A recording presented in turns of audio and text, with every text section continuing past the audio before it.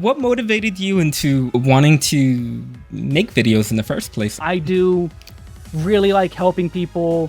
I'm one of the first people who joined the Novice Network and Mentor system and defend it as, this could be something. The problem isn't the system, the problem is people. I've always wanted to be a help people learn the game, learn what they're missing, learn different ways that they could enjoy the game of, oh, you missed this though, and this and this. But my origin story definitely is, I saw one too many single target Dotons.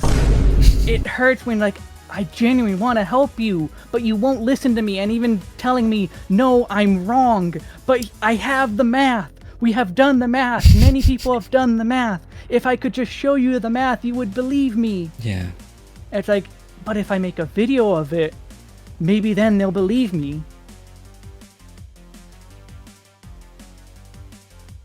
Hello, everybody, and welcome to Chocobo Radio episode number 23. Today, we truly have a very, very special guest.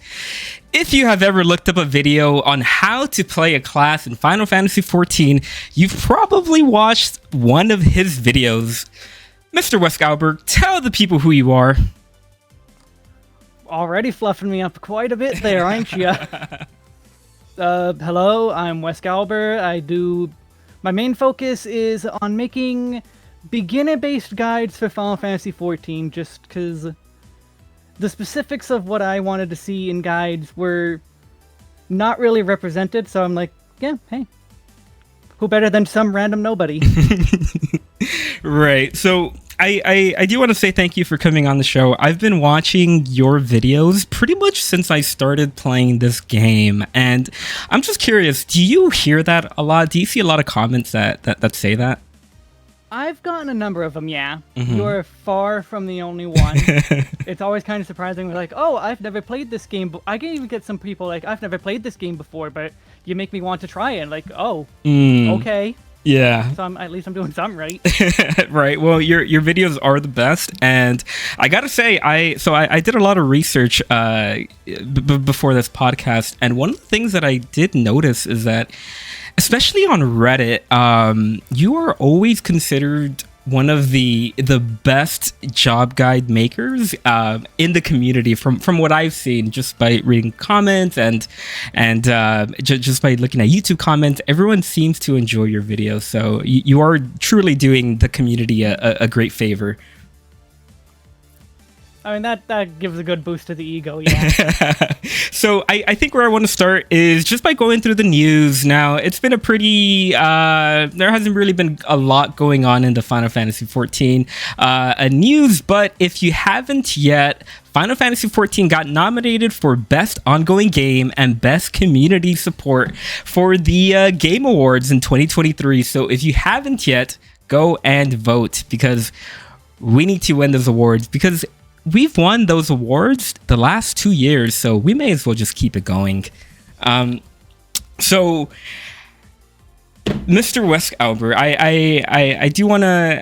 I think where I want to start with our conversation today is just by asking, how did you get introduced to the game? How did you get introduced to Final Fantasy XIV? Why did you start playing this MMO? Actually, that would be because of my brother. My brother is... I don't remember how he got through the path, but at some point, he got into the game, introduced me to it, like, hey, you should try this, you should play this. And then I did, and, I mean, here I am, how many years later? Like, yeah. When I joined was in the lead up to Heavensward, so... Whoa. Good 8 years. Or is it 7, 8 years? Yeah. There.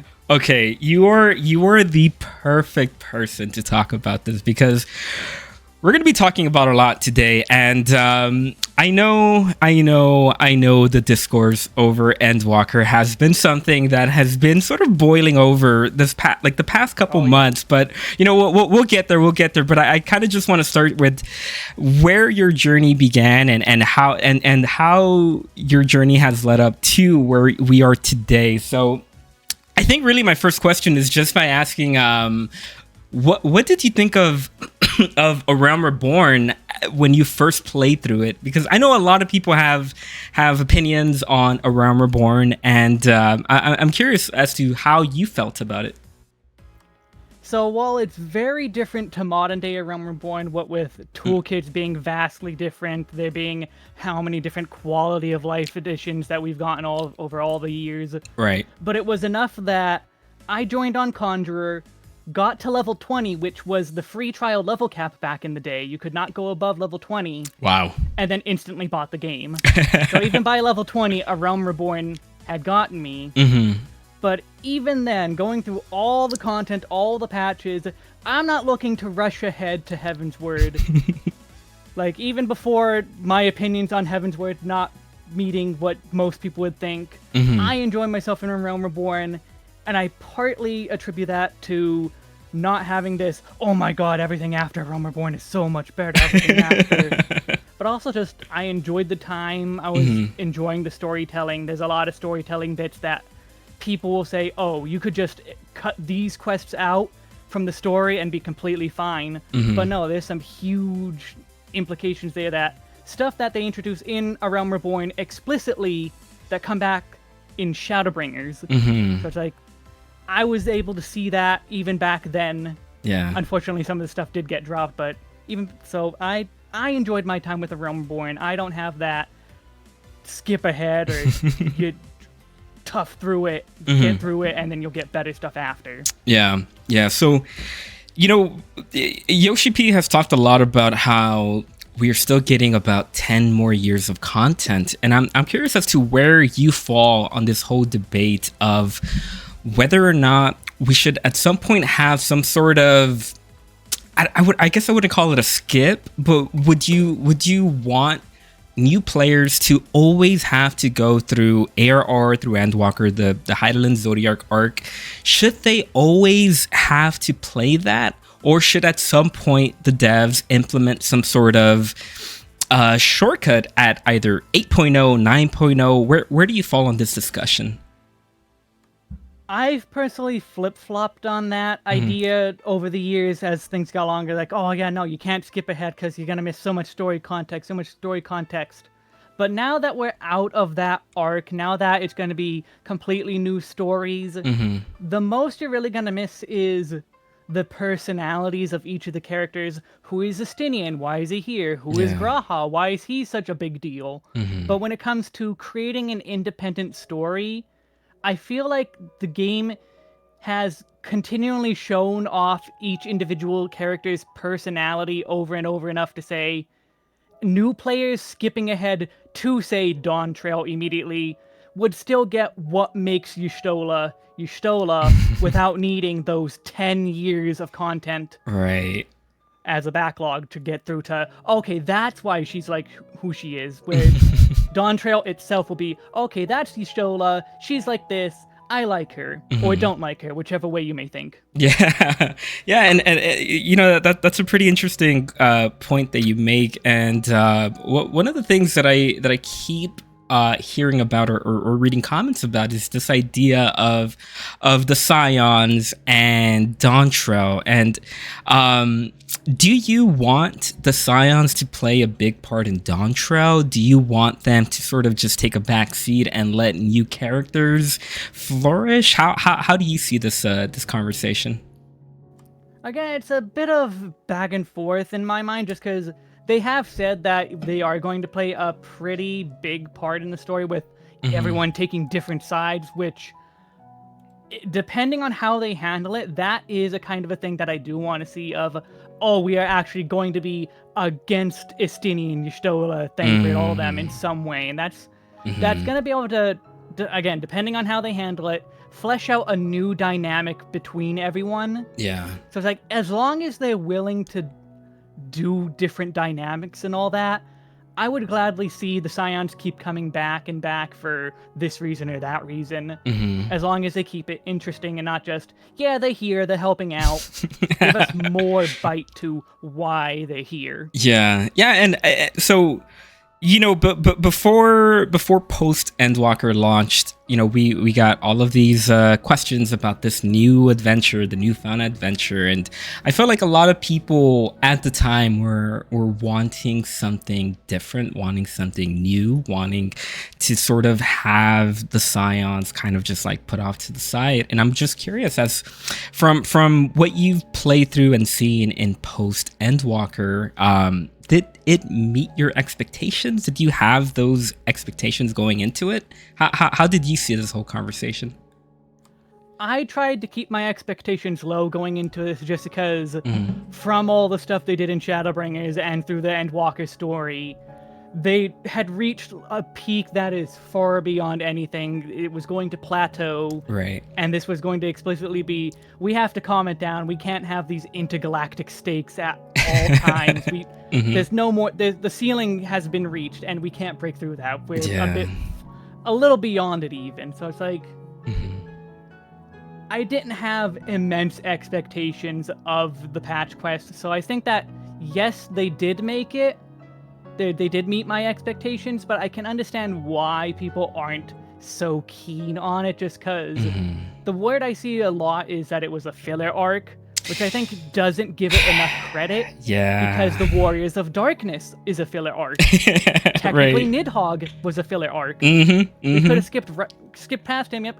Enjoy Ishgard, enjoy all that. We're gonna go deal with Ilberd and the wall and go into Stormblood. But in the whole arc of the story, Warriors of Darkness ended up being a huge thing, especially going into Shadowbringers. So this is a filler arc for now, but I still think that filler as a term is not giving it enough credit for what it's trying to do, even if it's a bit bland overall. Yeah, and I think I agree with you when you say, it doesn't always have to be such high stakes. And I've been talking to other creators who tell me that they want something more down to earth. Some people want to have quests where we just sort of hang out with people and just go in and see what Ishtola's home is like or bedroom is like, something more local, something more down to earth. And I think that is pretty much what I keep hearing about Dawntrail. So I wonder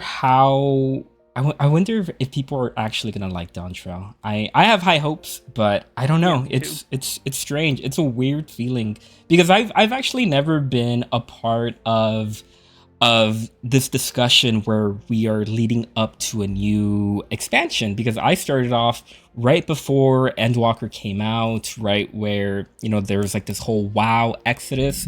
That's when I started coming in. So this is my first time that I'm actually seeing all of this conversations about Endwalker is bad and Endwalker has no content, and it's just a weird feeling for me. And I feel like Final Fantasy XIV is in a weird spot right now, and depending on how Dawntrail does, I feel like people are either going to be really, really happy or even more angry. Yeah, I'm not really sure how these people are going to react if it doesn't meet expectation. Like, I feel like there's a bit of a honeymoon period with any expansion, that this is just that they're going to think, oh man, Dawntrail's pretty great. Or maybe not. Maybe it's going to be the rotational stuff, the stuff like the 2-minute meta stuff. Yeah. People just not being happy still with the way the game is, but like it's... And also depends on, do they like the story? If they're not someone who likes the story, enjoys going through the story, they're probably still going to be more likely to still not be in such a positive space of, oh yeah, new expansion, new stuff, this is cool. Yeah, is this is all of this negativity, all of this doom posting, is this common in between expansions, or is this unprecedented? Have you ever seen any discourse like this? This is not new. This is not. It's definitely louder than it's ever been. There's definitely some voices making it specifically louder. Yeah. And also just, again, the WoW Exodus, as you mentioned, a lot more people. So a lot more people playing the game, and okay, there's nothing to do, even if they're new and have 10 years of content they could go through. Yeah. So it's like there's a lot more people, it's louder, but it's definitely not something that's been a new discussion. especially like in Shadowbringers, we had COVID and that put a lot of stop to different things. Yeah. But even back in Shadowbringers, there was talks about how, oh, there's nothing to do. They're giving us less content on purpose because there's only one ultimate when there's supposed to be two. When, I mean, as much as they admit they dropped the ball on that, that Yoshi said that, hey, yeah, COVID's a thing, but this is our fault. This is my fault that only one ultimate happened. It's not some conscious decision. And again, global pandemic kind of changed a lot of things. Yeah. And that also definitely affected Endwalker, since work on Endwalker has been going for years. Because you don't just, over a month, make an entire expansion spring up out of nothing. Yeah. And you know, that was actually a pretty good segue to the next discussion that I want to have, because this 2-minute meta thing has been something that I have definitely seen a lot of comments on. And, you know, just to preface this, I am not a raider. I am not like a high-end raider. I haven't really touched ultimates. I think I'm more on the casual end of the game. But I'm curious because I think you're the perfect person to talk about this, because you have made, you know, guides on every single class, and you've played, I feel like you've mastered every single class. So I'm just curious, is this 2-minute meta actually a problem, or is there like a bigger problem with combat? So I wouldn't say I'm a master at all jobs. Sure. Black Mage, I'm definitely probably my weakest job is Black Mage. But I don't think 2-minute meta is the problem. It's a case of people not knowing that deep down they know I don't like this and blaming the wrong thing. Or maybe they are just blaming the right thing, and that people will say, oh, what made the 3-minute meta so great was the stuff having 1 minute, minute and a half timers and 3-minute timers. And as a Dragoon, I was one of those jobs that had 1-minute timers, 90-second timers, and 3-minute timers. And I'll tell you, it wasn't anything special to hit everything on cooldown. Right. Very rarely would you ever deviate from hit the button when it lights up. There, you're done. You did your on cooldown, and so I don't think that's the issue.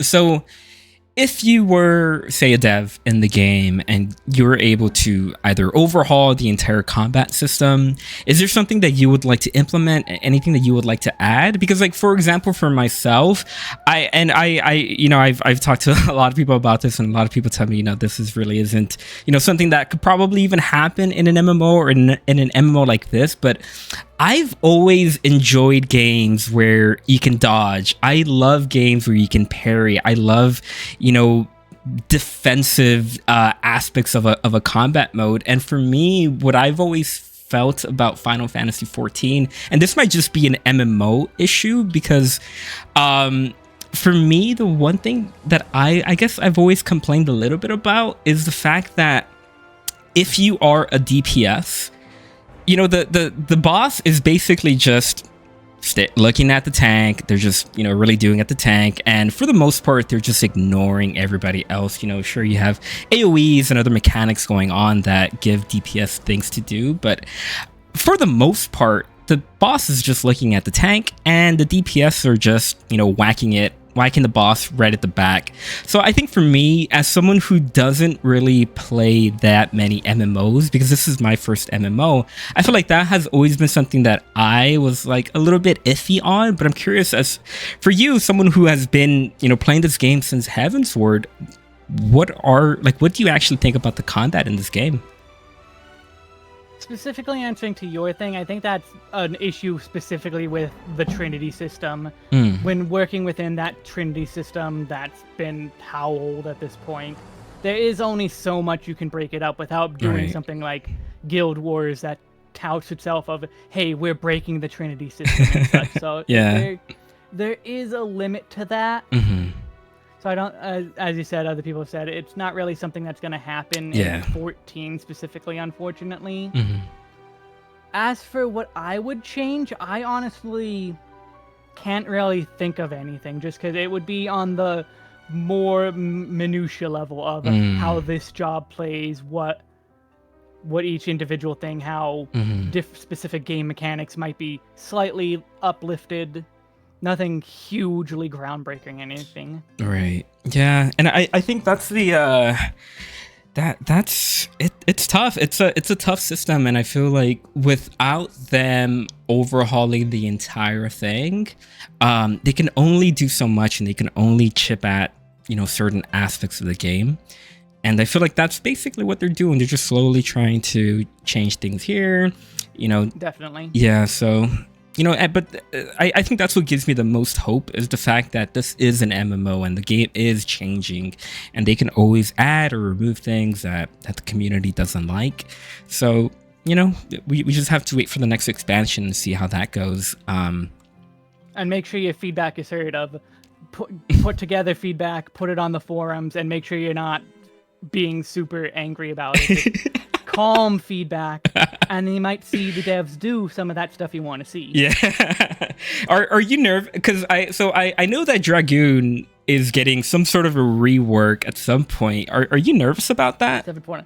Yes, but only not because of Summoner, because I actually like new Summoner.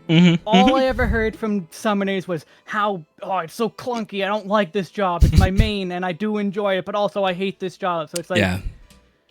Of course it's going to end up being what it is when, I guess not specifically, but I like new Summoner, and I like Reaper, so I'm putting my hopes into the Dragoon team of they're going to make a new Dragoon that I like, because I have liked every iteration of Dragoon. Yeah. Every single one. I have not been disappointed in Dragoon at any point. I've been maining it since A Realm Reborn. Wow. And I put all my faith in them that they will make something cool. Yeah. And I also feel that they kind of have to do something to Dragoon, because we have been playing similarly since Stormblood. We do get additions that do change things up. 2-minute meta, I do feel like benefited Dragoon a lot, especially. But otherwise, I feel the job is kind of at a point that it is perfect. You can't do much to Dragoon without either ruining it or doing a full rework to try and make something new that can evolve with the years, because we barely got anything with Endwalker. I do like the additions we did get, but going into Dawntrail, what more can they give us? So we need something new. Yeah, maybe we'll just become a dragon, and that'll be our our ultimate. If it's fun, I'll go with that. Hell yeah. So, we are about to we have one more patch left for Endwalker. We have 6.55 coming out in January, I believe. And I'm curious, in retrospect, we got a lot of different new game modes in Endwalker. So I kind of just wanted to go through this fairly quickly and just ask you what your take is on all of these new game modes. So starting with Island Sanctuary, what did you think of it?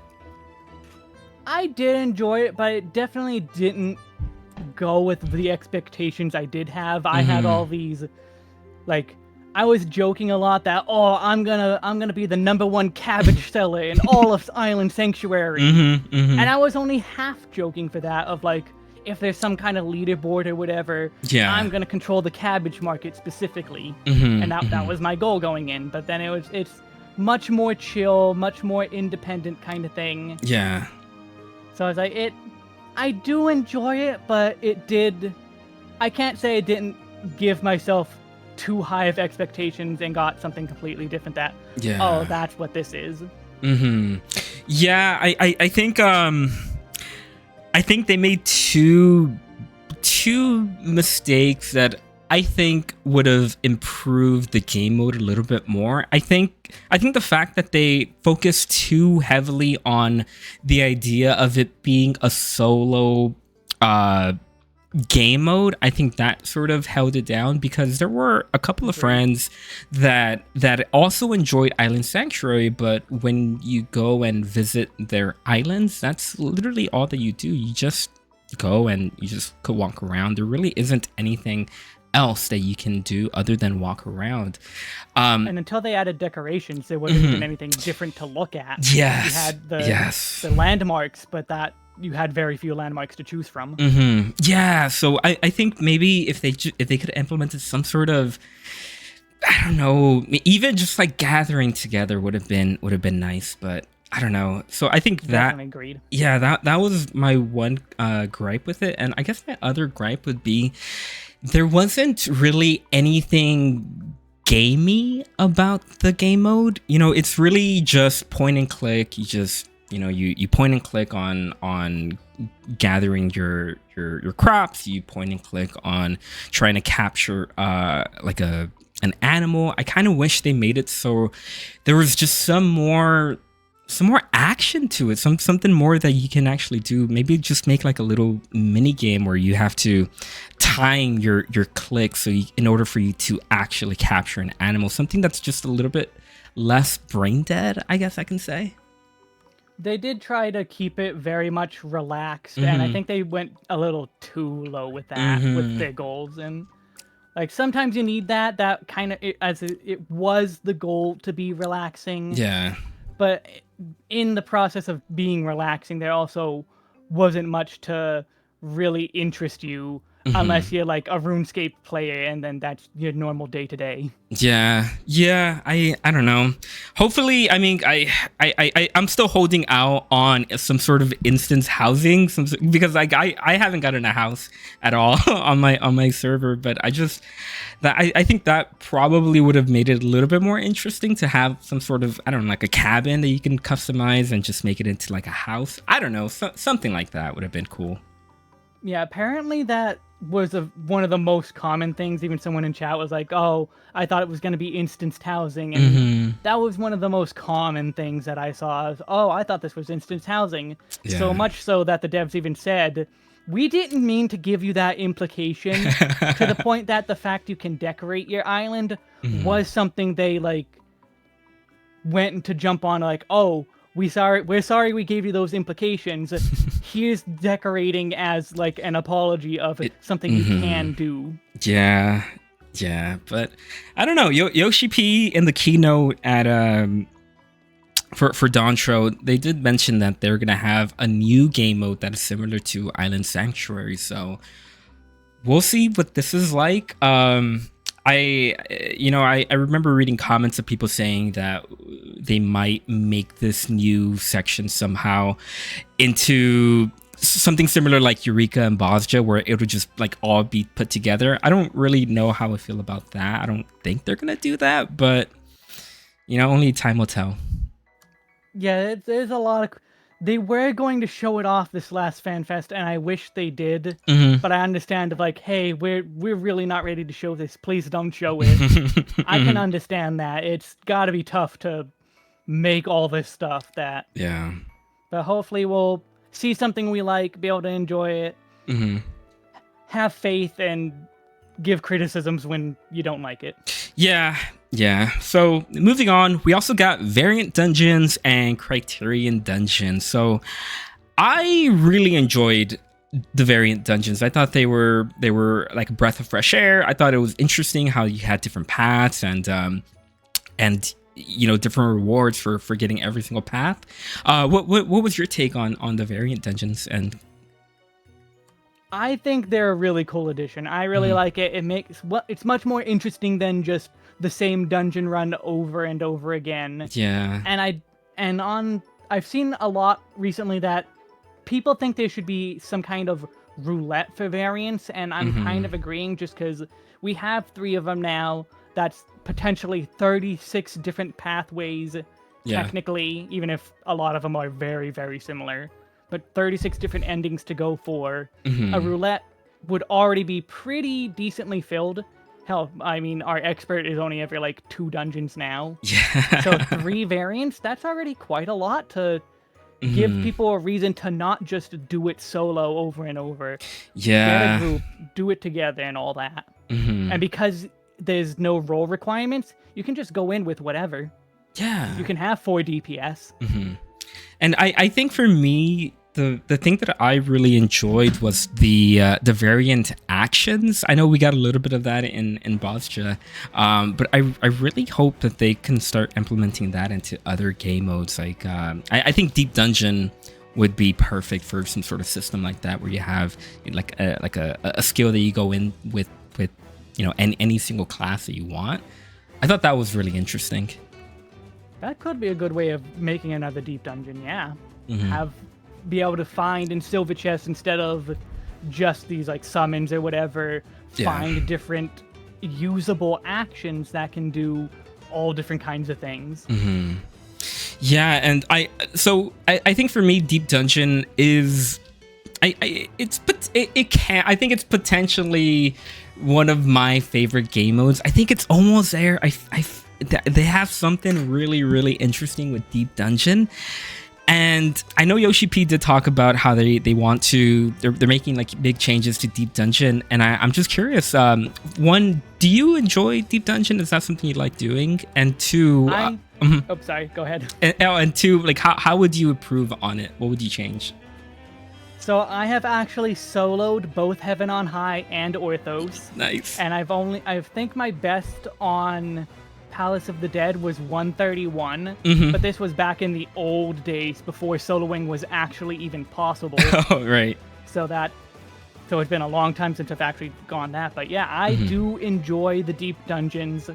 I enjoy what they do, and I do feel that all three of them are significantly different in their own ways to make each a unique experience.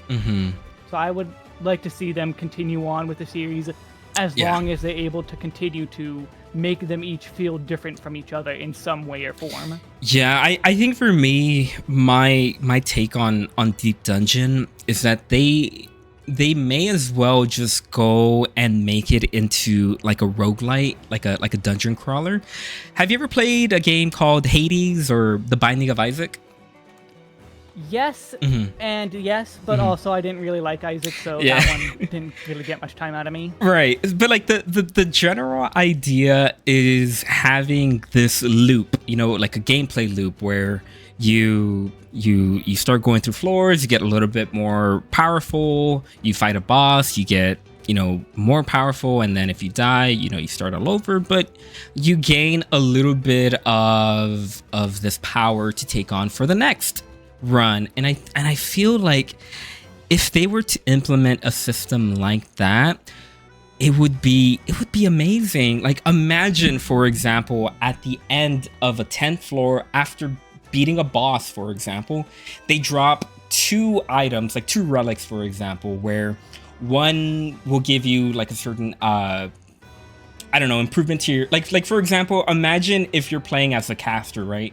And one of the boss drops that you can get is like a dual cast, like how Red Mage has dual cast, but you could put that onto like a Black Mage, for example. I think that would be really, really awesome. Or if you can have something where you can reduce the cooldown for your skill by half, something that you gain that is not necessarily a permanent buff to your character, but it's like a permanent buff for that run until you die. And I feel like that is the only thing that is missing from Deep Dungeon.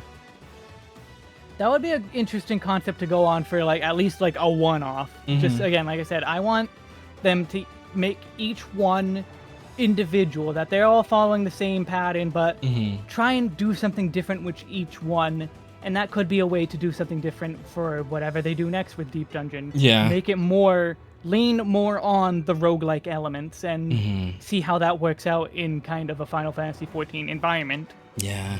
Yeah, but we'll see. I'm telling you, Dawntrail is I'm so hyped. I'm so hyped for it. Definitely.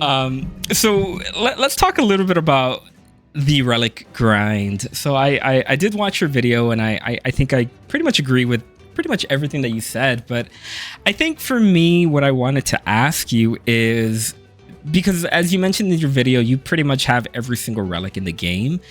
I'm just wondering, now that we've had, a really crazy long grind, and now that we've had basically not a grind at all for Endwalker relics, where do you want to see the devs, falling for the Dawntrail relic grind? What do you want to see? I can understand why going as far as something like Anima did isn't something they're gonna want to repeat, just because now we're gonna have 21 jobs an anima level kind of grind would be maybe even too much for someone like me who can just sit down and grind and not get extremely tired of it. Yeah. So I understand trying to find some kind of balance in there. I feel like we have so many different things that they can do now that because Stormblood had Eureka, Shadowbringers had oh god, I forgot the name, Bozja. Yeah. And now we have the Mandeville, which is just do a quest line and it's basically free then. I feel like in those years that we've had content, different kinds of content being added, there's a lot more they can do with relics that they couldn't do back in Heavensward. There is more than just tome grinds or such, or even just having a tacked on part that Bozja did of you could go do Bozja for the quick way to finish the relic, but also there's this other way that's slower, but we'll still give you stuff, but at a slower rate, and it's basically an afterthought. There's so many different things they can do for a relic now that I feel would make relics much more dynamic, much more fun, and give people reasons to do all different kinds of content. I was surprised that they just didn't tack on the relic grind to the Criterion dungeons, because I always thought that made the most sense. And a lot of people were saying that. Yeah, I don't know. Maybe the Criterion dungeons just came too late that they had to just push it back and scrap the idea. I don't know. It's just, I don't know. I think part of it is the feedback on the Shadowbringers relic of, oh, we don't like there being a grind. We don't want to have this. Because Bozja, if you didn't do Bozja, you had relatively poor rates for collecting stuff. So I feel like that colored a lot of people's opinions on how the relic was working out. Yeah. That if it was more the focus of you have to do all these different kinds of content, it would have been more focused on giving all different options of it's not just this one thing. You could do any alliance raid instead of just Crystal Tower or just Rabanastre. Yeah. So I think that's part of it. But then also like going to specifically Variant and Criterion, you could give a good amount if you clear Criterion just because that's basically the Savage version. Give a lot for that. Or if you do Variant, give a reason for people who haven't done Variant, a reason to do Variant in that if it's a path you have never done before, you get double the rewards as a normal Variant run would do. So anyone who hasn't done Variant, well, you get through it twice as fast and might find, oh, actually, I like this content. I should have given it a chance. Right. Yeah, I don't know. It's I will say the discussion around it was pretty interesting. There were a lot of takes going around, and I don't know. People always ask me, you know, like what do I think is like right or wrong, like who had the better take, and my response to that was always, I don't think there is like a right or wrong answer to this. It just is, and this is what we have now, and you know, some people hate it, some people liked it, and that's kind of where we leave it. I do think it ties into the Endwalker not having content to do kind of thing. Is relics do distract you from any perceived level of content there is, just because you have to do however much grinding just to complete this one step of one relic. And then you have so many other relics that you have to do if you're a collector. That give the illusion of there being more content, to the point that I'm willing to say that between all the relics, between like Heavensward Relic and Endwalker Relic, I would say doing Anima again would be healthier for the game than doing another Mandeville Relic, even though the Anima Relic has this really infamous, punishing, super long grind. Yeah. That's just my take, is that I feel that it's healthier for the game, but not necessarily the right call in terms of what is a good idea. What did you find? So without this relic grind, what did you find? Like where did your time go? Like what were you grinding instead of these like relic grinds? Where did most of your grinding time go? if at all? Mostly just extremes, which I would grind out anyway for the most part, because I collect the mounts. I try to do all. I'm an achievement grinder, so there's all that I was working on. So it's like I funneled the time I played into other things, but I always had that. God, I do want to grind for a relic. I want to, even if it is just tomestones, I want to do tomestone grinding just for this one relic to say, all right, I made this much progress today, and not just, well, I did roulette today. I got 12 relics out of it just from one day's work.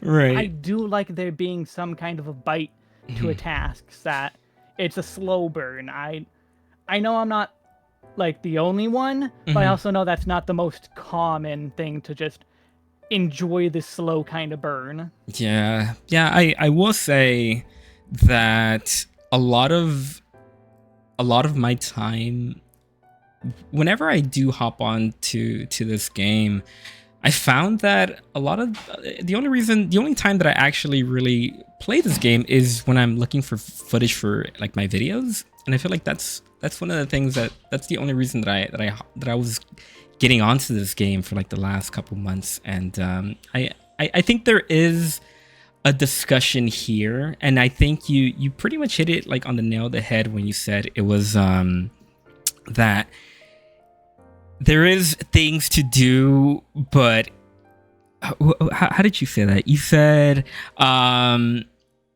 they can tell they're looking for something that the game isn't hitting.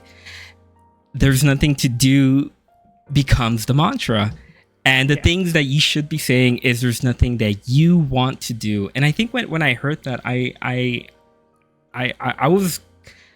thought that was perfect. You said that perfectly. Yeah, it's very much there. Like the whole PvP rework.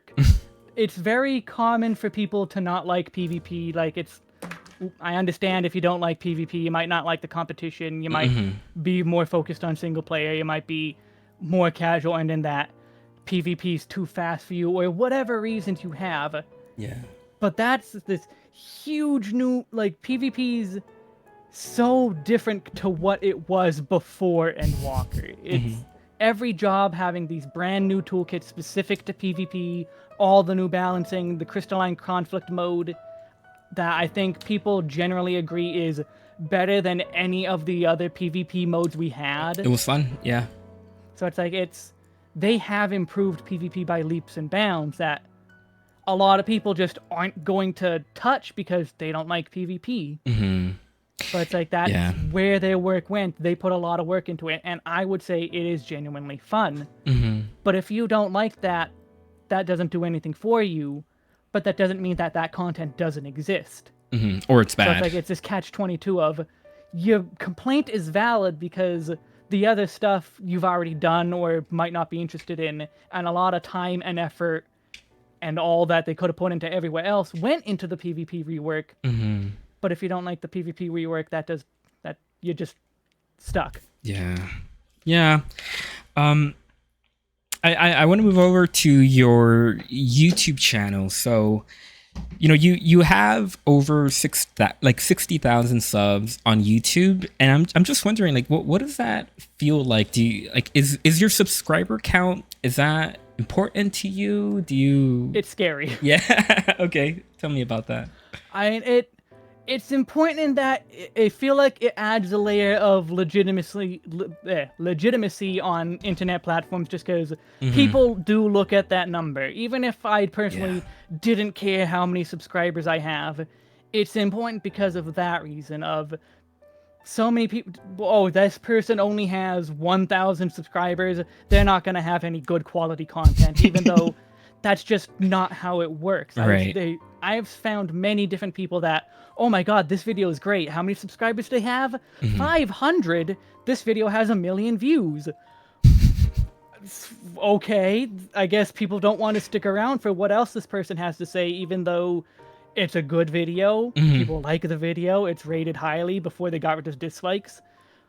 But it's like, a lot of people will skip over you if you don't have that high number. Right. So the fact that I was able to grow something is like amazing to me, that I started from nothing And now here I am, 60,000. Like, oh, I have that layer of legitimacy now. As you said earlier, people are touting me as one of the best newbie guides ever, apparently. It's like, it's nice to hear stuff like that, but it's also sucks that if I didn't have all these people latch on and think, oh yeah, this is great, I'm going to stick around, would I be able to reach the audience I have specifically because number didn't go up?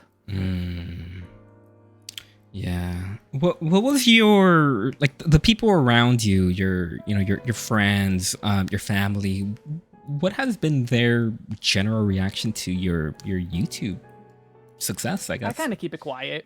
Okay. It's kind of like, yeah, I do stuff on the internet. Yeah. Yeah, it's working out. I enjoy it. Yeah, it kind of doesn't go beyond that. Interesting. Okay. Keep my cards close to my chest. Yeah.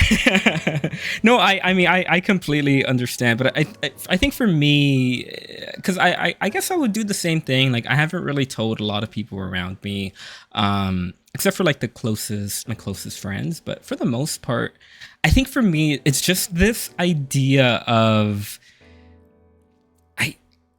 maybe not, well, I wouldn't say it's not wanting to be judged per se, but I guess like I'd rather just wait until I have, a bigger number so it can seem impressive, I guess, in a way. I don't know. Yeah, it's when you're growing up, you hear your parents tell you like, oh, well, you're gonna do so many great things when you grow up, and it's like, oh, actually, I'm making video guides on the internet for strangers for a video game. Yeah. And it's like, you don't hear enough when you're growing up of do what you love, do what you enjoy, do what makes other people happy if that's what you like doing, and making entertainment is a valid thing. Making resources that people can use is a valid thing. But we don't really hear that in society all that much. So it does feel like something you should be almost ashamed of, even though there's nothing really to be ashamed of for it. Right. Entertainment is a valid thing. Hollywood exists because entertainment is a valid thing, a valid career. It's just you're doing it by yourself or maybe with a small group of friends and making it on the internet and throwing on the internet for YouTube, Twitch, whatever. What is your what is your take on the influencer title? Like, do you consider yourself an influencer? I wouldn't really use that title specifically, no. Content creator, yeah, because I am creating content, I'm creating guides. Yeah. But influencer, I mean, I guess by technicality, that's true. Yeah. Because I have influenced people, again, as you said again, people on Reddit keep posting my guides of like, this guy's good, this guy's good. Like that is influence. I am influencing people to say, hey, I have something here that's worth looking at as a beginner to learn stuff. And so in terms of would I use the word? No. Is it technically correct? Yes. Sure. Yeah. What motivated you into wanting to make videos in the first place? Like what is that origin story like when you put up your first? Okay. Yeah. Tell me about that. So a common joke I like to use is crab emoji, spite, crab emoji. That is basically the basis for why I exist. I do have a huge want of help. I do really like helping people. I'm one of the first people who joined the Novice Network and Mentor system and defend it as this could be something. The problem isn't the system. The problem is people. Right. So like I've always wanted to be a help people learn the game, learn what they're missing, learn different ways that they could enjoy the game of, oh, you missed this though, and this and this. But my origin story definitely is I saw one too many single target Dotons.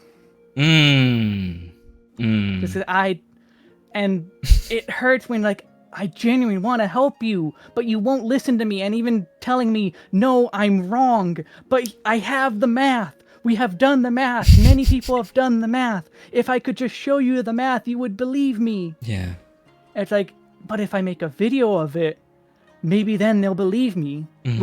at least a small part of my brain, like, I'm gonna prove you wrong, that I could make something to properly teach people, show you the answers, show you what is mathematically correct, even if it's might be tougher or optimal, as the kids say anytime you try to give any sort of advice. I'm not trying to be optimal. Yeah.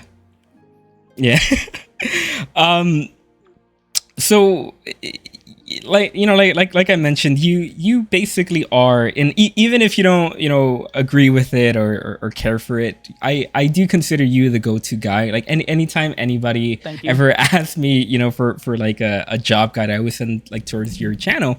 But I am curious, and be honest with me. How many job skips have you bought, if at all? 0. Okay. Well, was that like a conscious decision, or it just sort of happened that way? It's conscious, and also just I enjoy the leveling process. I mean, again, I have every relic. I enjoy the grind. I have gone through a Realm Reborn 3 different times for one reason or another. Actually, no, it's 4 times now total. Oh, wow. And a planned 5th one for other reasons that... Nice. But I don't want to skip. I enjoy the game. I do genuinely have fun doing the grind, even on jobs I don't like Black Mage. Yeah, I still enjoy doing the grind because that was mine. I find it fun, and I have no reason to skip. Yeah, that was for me. I think I was like, I hit level 24, and I was like, you know what? I can't do this anymore. I cannot do another ARR dungeon as a Black Mage. And then I just bought the skip. I can't really blame a lot of people for Black Mage specifically, just because that is one that's been very infamous through all the years of being the hardest or being the most like weird leveling up of this one skill completely changes how the job plays. Yeah. And you're gonna get another one in 5 more levels. Yeah. When you first started making your videos, was it hard for you to record and edit, your own voice? Because I've made a couple of videos where I have a script, and it does feel to me like I'm trying to become a voice actor in a way. Did you ever feel that way when you first started making videos? It's not an inherently wrong mindset to feel like, oh, this is trying to voice act, just because you are trying to put on a voice that people can understand, can hear, and be able to follow without any issue. So in a way, it is voice acting. Yeah. Personally, though, I didn't really consider it like that. I just was talking into a mic to start out, and I've kept up my original Dragoon guide specifically just like you could go back and listen to how much less confident I sound, how much quiet, and it's not even just like my volume balance has gotten better. I just speak way quieter. I'm way less confident in what I'm doing. Yeah. And you can hear that. Yeah. What do you consider a successful video?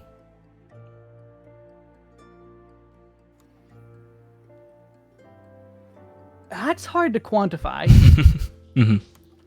That's like, because it depends on what specifically that's trying to do. If it's something more niche like Heaven on High or such, then I'm not expecting huge numbers or anything, or even like huge people talking like the stuff I did on like poll videos. If I don't get like a huge number of views on something like a poll video of let's discuss what people are saying based on votes. I would more like look at comments for that of, okay, a lot of people are discussing this. Yeah. So it's like there's no one metric for what makes a successful video for me. Though the number of views go up is nice to see. A lot of people are looking at it and seeing like we can spread the discussion or spread the help of the message that I'm trying to get across of, oh, this is a useful tip. Spread the word. Yeah. Do you have like a certain type of video that you enjoy making the most? Like, are making job guides your favorite, or having these rants or discussions? Like what sort of content do you enjoy making the most? Definitely the guides is my most like enjoyed, just because all the different stuff that can go into it. It's not just going in, recording footage, slapping it in, aligning a vocal track, and editing from there. There's all the pictures I make, making the rotations, double checking my sources. So many different things that can go into the guides depending on what kind of guide it is. That makes it much more dynamic and interesting to work on.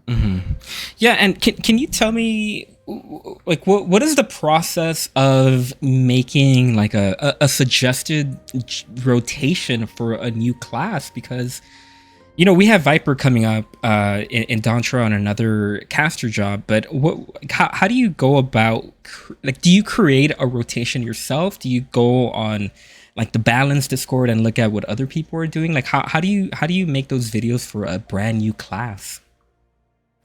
So for the most part, it is all me, just because for like the level 90 rotations, I do try to push people to doing the more optimal openers and stuff. Right. Where my guides, I specifically emphasize, not all this is going to be optimal play. Everything I'm going to say is not purely optimal info. Some stuff might be slightly weaker. But when it comes to the level cap stuff, I do try to stray as close to what is accepted as the most optimal. So I might look at the balances, say, okay, this is what they're saying is currently accepted as optimal. Yeah. Let's go with that. But then everything below that level, typically they don't have. They've gotten better at that over the years, but like, I remember the Dragoon one specifically, for a while it was just, here's your GCDs. None of your OGCDs even get mentioned beyond skill descriptions. Yeah. So it's like, I have to make those openers myself and hope that, okay, this is relatively good, or it feels good to play, or in some cases might be specifically building to the level 90 openers. Some openers are going to be technically just outright wrong to use. Yeah. But they're building muscle memory towards that level 90 opener that you might not get if you looked at something that said, okay, this is the best opener, use this. But it's completely backwards to what you do at level 90. Just because you don't have the specific skills that make it forward. I see. Okay. I know you've tried to branch out to other video games on your channel, and I'm just curious because I have talked to other creators who tell me that it sometimes feels like the 14 community, maybe specifically on YouTube, it sometimes feels like they are being placed in this box, in the sense that if they put out a video that is non-Final Fantasy, it does not perform well. Do you have you noticed that or felt that yourself? It's not just YouTube. I've seen a lot of Twitch streamers also say that they're afraid to branch out from Final Fantasy just because they don't think the viewership will be there. So it's like, it's definitely a very common thing of the community pigeonholing you and they're only going to watch you for 14 stuff, which I can't exactly blame them, because if you're looking to me for 14 guides, my other stuff, even if it is the same person making it, I'm going to put all my all into this. Yeah. If you're not interested in that game, I can't really... If you're not here specifically for me, I understand, which I guess specifically looking at Twitch, it is a bit weirder in that case of you would think people would be more here for the streamer and not just watching that one specific game, but I guess when it comes to 14's community, they really do just have a big focus on 14 and 14 alone. Yeah. And I know you've streamed before. I'm just curious, what do you see the difference between creating and editing a YouTube video and streaming on Twitch, for example? Like, where do you see the differences on those two? I mean, making videos is a lot more work, just because when it comes to streaming, I've been more laid back with that. It's less, okay, I'm gonna put I'll put huge amounts of work into different assets and that. I do put work into assets. I do try to make things look nice, maybe make borders here and there. I might start using this as like a border to better window the game and the alerts and all that. I put a lot of work into one specific thing that I'm using as an alert. But it's like, generally though, it's a lot less effort that I put into that and take a more relaxed approach there. Would you ever want to be like a full-on streamer, like an AsmonGold, or are you more in the or are you more comfortable with just being like a YouTuber? If things went that way, if I got like a whole big audience of, yeah, we enjoy watching you and what you do, and yeah, I'll do that. I like playing games. There's a lot of games out there that I want to play that I haven't played, and some games I even specifically said, I'm going to save this for streaming some point down the line when I get to it. Yeah, I know exactly what you mean. There's a lot of games out there, and streaming is an excuse to play some of them for an audience, for yourself. It's just, yeah. But what are some of your future plans for the channel? You know, we're coming into 2024. What does a 2024 for WeskAlber look like? I mean, besides Dawntrail, which that's going to be a lot of work. There's going to be a lot of guys that can make with that. Up till then, though, I don't really have too many specific ideas. There is one specific guide that I want to make that, from seeing what people have talked about in like novice chat of being healed.